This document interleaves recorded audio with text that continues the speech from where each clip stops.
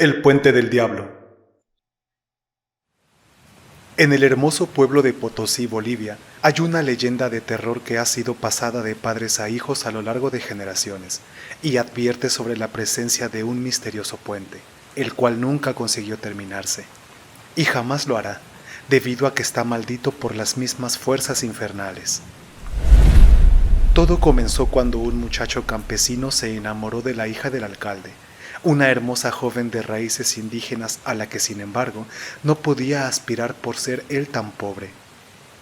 El gobernador era muy celoso y aspiraba a casar a su primogénita solo con un hombre que fuera sumamente rico e importante. Era por eso que los jóvenes amantes tenían que verse a escondidas. Pero durante uno de sus encuentros, tuvieron la mala suerte de ser sorprendidos por el alcalde, quien apartó a su hija furioso del chico. «Si tanto quieres a mi hija, ese amor que tienes tendrás que pagarlo con dinero», le ordenó. «Pero más te vale que lo tengas al terminar esta semana». Desesperado, el muchacho se puso a trabajar y de alguna manera logró reunir la cantidad que le pedía el alcalde, antes de entregar la mano de su hija a otra persona. Para esto tuvo que ir a la capital y laborar como un esclavo en las labores más humillantes. Mas nada de esto importaba en tanto pudiera estar con su verdadero amor. Ya con el dinero en sus manos, el joven abordó un camión para volver a su pueblo.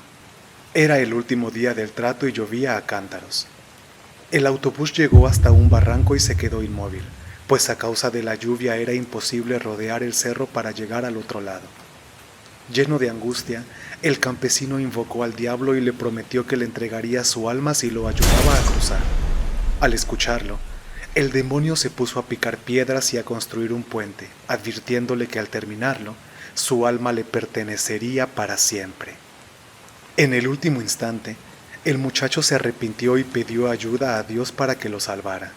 Justo cuando el demonio estaba a punto de poner la última piedra del puente, unos ángeles bajaron e impidieron que ésta fuera colocada. Para cuando el gallo cantó, el alma del campesino se había salvado y éste pudo cruzar a salvo para reunirse con su amada. No obstante, el puente quedó incompleto para siempre. Cada vez que alguien trataba de poner la última piedra, ésta amanecía fuera de lugar de manera inexplicable. Hoy en día, los lugareños aseguran que por las madrugadas se aparece un hombre siniestro, que se queda de pie, mirando el sitio donde debería ir la roca restante. Probablemente sea el diablo quien siga guardando rencor por el alma que perdió y espera a que el próximo incauto caiga en su trampa, al acecho de nuevas víctimas a las cuales aterrorizar.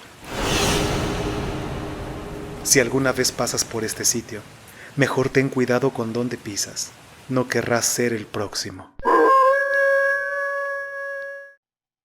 No abras la puerta.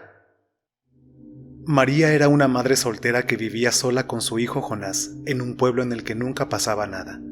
Pero aquella noche los dos se sobresaltaron al ver en las noticias que un peligroso asesino había escapado de prisión.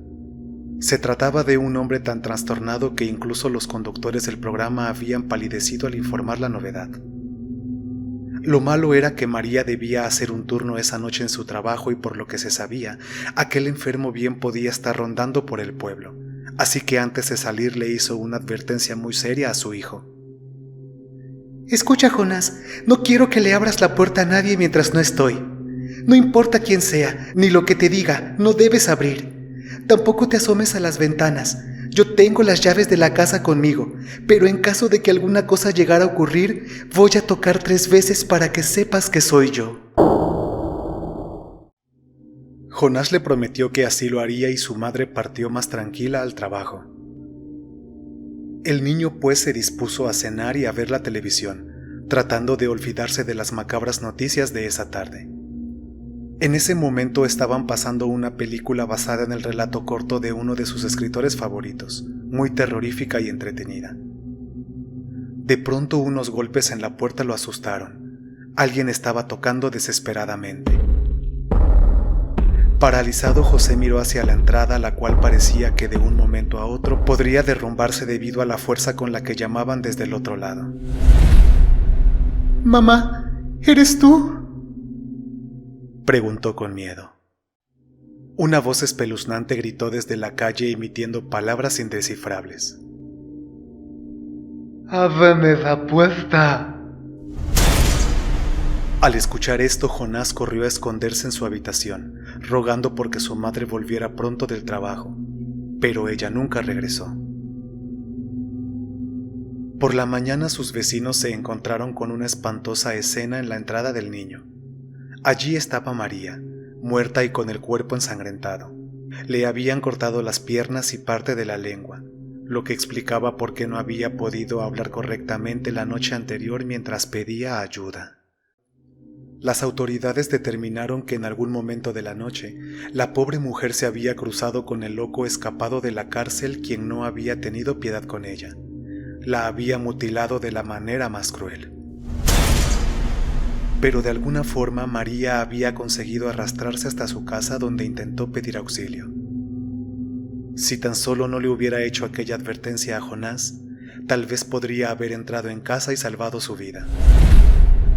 Luego de ver lo que había ocurrido con su mamá, el pobre chico enloqueció y tuvo que ser internado en un psiquiátrico. A partir de entonces, no dejaba de tener pesadillas sobre lo sucedido y no soportaba que hubiera puertas cerradas, pues tenía un pánico extremo a que alguien tocara y no saber quién se encontraba del otro lado. Nunca llegaron a encontrar al asesino de María.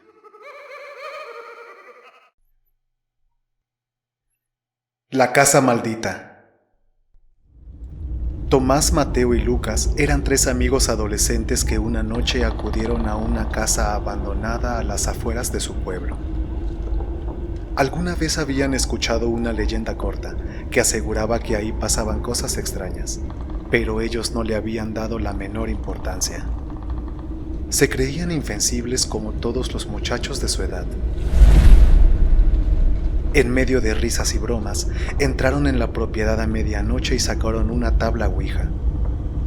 Después de abrir una sesión como era debido, empezaron a preguntar toda clase de cosas, sin tomarse el juego en serio.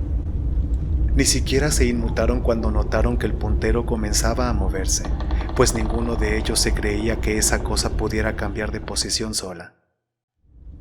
Llegó un momento en el cual, al preguntar si había alguien acompañándolos, la respuesta fue un rotundo sí, y únicamente Lucas empezó a sentir algo de miedo. ¿Quién eres?, preguntó Mateo, aún sin poder aguantarse la risa. En la ouija poco a poco se fue deletreando la respuesta. Hablaba con ellos una niña pequeña, que hace mucho tiempo había muerto en el lugar donde se encontraban. Lucas se levantó de inmediato y anunció que se iba a su casa, ya sin poder disimular el temor que se había apoderado de él. Sus amigos se burlaron de su terror, pero no tardaron en seguirlo al considerar que el juego se había puesto demasiado aburrido. A la noche siguiente, sin embargo, volvieron a acudir los 3 juntos para volver a usar la ouija. Lucas se veía extraño y sin muchas ganas de seguir con aquello. Lo primero que hicieron fue preguntar si la niña aún se encontraba allí, y ella no tardó en responderles que así era. El ambiente se había vuelto sumamente tétrico y conforme las horas pasaban, las preguntas fueron subiendo de intensidad. En ese momento, Tomás lanzó el cuestionamiento fatal. ¿Cómo fue que moriste? El espíritu de la niña se dio a la tarea de deletrear una nueva contestación. Ella les dijo había sido asesinada cruelmente por su propia madre entre aquellas mismas paredes. Nunca habían logrado atraparla, pues se había dado a la fuga inmediatamente después de cometer el crimen, y ahora ella no podía descansar en paz. Y lo más importante era que la casa estaba maldita y ellos estaban en peligro. Para este punto los 3 jóvenes se encontraban sumamente asustados. Aquello había dejado de ser una broma para pasar a ser un juego muy arriesgado. Escucharon un ruido y se sobresaltaron, sintiendo que ahora sí, alguien más estaba con ellos y no solo en espíritu. Esa noche ninguno de los adolescentes fue capaz de salir de la casa.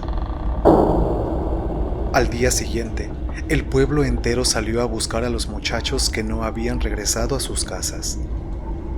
La búsqueda concluyó en la vivienda abandonada, donde fueron encontrados sus cuerpos en medio de un charco de sangre.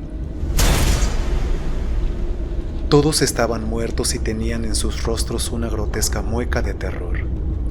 Desde aquel entonces, nadie volvió nunca a la casa. Para más relatos, suscríbete a mi canal.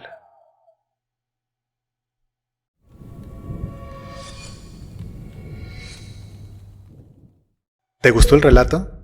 Si fue así, te invito a suscribirte y a seguirme en mis redes sociales. También te invito a que cheques y que te suscribas a mis otros canales. Pudieran interesarte. Te dejo los links en la descripción. Escucha estos otros 2 relatos que también tengo para ti. Si tienes alguna historia que quieras que sea narrada en el canal, mándamela al correo que aparece en tu pantalla. Yo soy el narrador fantasma. Un saludo y muchas gracias.